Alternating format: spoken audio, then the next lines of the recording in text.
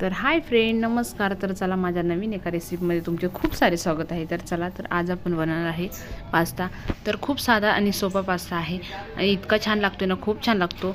तर चला, आज आपण ताजा असा खूप छान टेस्टी आपण घरी बनवून खाऊ शकतो असा पास्ता बनवणार आहे मी।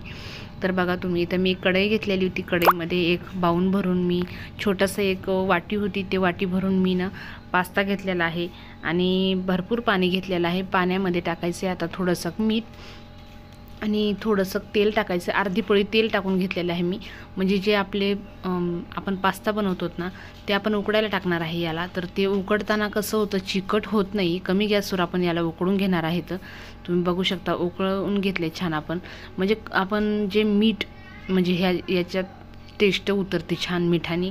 आणि दुसरी गोष्ट म्हणजे जे आपण तेल टाकलं होतं ना, त्या तेलामुळं ना याला छानपैकी असं सुळसुळीत होतात छान। ते असं चिटकत वगैरे काहीच नाही आणि चिकटही लागत नाही, खूप छान होतात। बघा तुम्ही, सुळसुळीत असे आपले उकडून झालेले आहेत। तर बघा, आता हे आपल्याला एका बाउलमध्ये काढून घ्यायचे, गरम गरम काढून घेतलेले आहेत मी। तरी पण बघा तुम्ही, बिलकुल हे चिटकत नाही, थंड झाल्यावर सुद्धा चिटकणार नाही। आणि आपल्याला याला धुवून घ्यायचं नाही आहे, कारण आपण जर याला थंड पाण्याने धुवून घेतलं ना तर याचा टेस्ट पूर्ण चालला जातो। म्हणून याला गरमच साईडला ठेवून द्यायचं। आणि हे चिटकू नाही म्हणून आपण तर अगोदरच तेल टाकून घेतलेलं होतं, म्हणून याला काहीच होणार नाही। चला, आपण याचं साहित्य काढून घेतलेलं आहे। हा आहे सॉस, आणि इकडं सॉस दही घेतलेलं होतं मी वाटीमध्ये।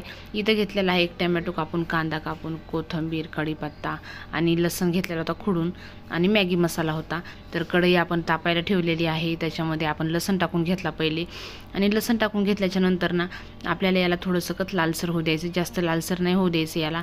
आपण कसं भाजीला वगैरे कशाला पण आपण थोडासा लालसर होऊ देतो, त्या हिशोबात नाही होऊ द्यायचा, थोडाच फ्राय करायचा आपल्याला। नंतर आपण हे लांब का आपल्याला एक कांदा कापला होता मी, तो कांदा आपल्याला याला फ्राय करायला टाकायचा आहे। तर तुम्ही बघू शकता, मस्तपैकी आपण याला फ्राय करायला टाकून घेतलेला आहे। आणि याला ना बारीक गॅसवरतीच करून घ्यायचं, म्हणजे करपत नाही हा। आणि मस्तपैकी हे फ्राय होत आहे तोपर्यंत मी हा मॅगी मसाला घेतला होता फोडून। आणि ही छोटी मॅगी मसाल्याची पॅकेट आहे, ही 5ला भेटतं पॅकेट, छोटं पॅकेट आहे। तर हा मॅगी मसाला मी टाकून घेतलेला आहे यामध्ये।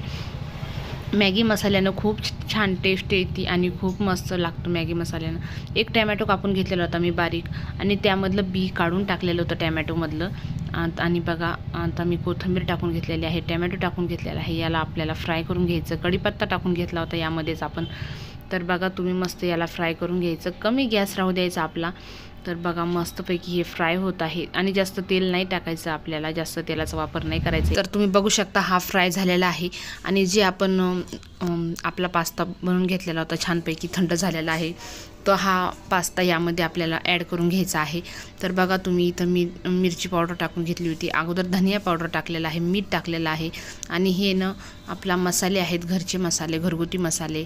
तर तुम्ही बघू शकता, गरम मसाला होता, थोडा चाट मसाला होता, आणि हा आहे मिरची पावडर परत टाकलेली मी।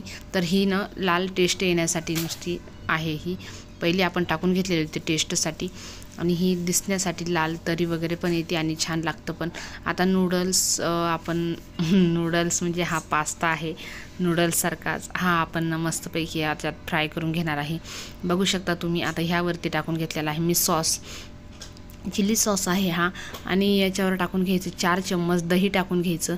दही जास्त आंबट नाही राहिलं असलं पाहिजे, तर मिडियमच दही असलं पाहिजे।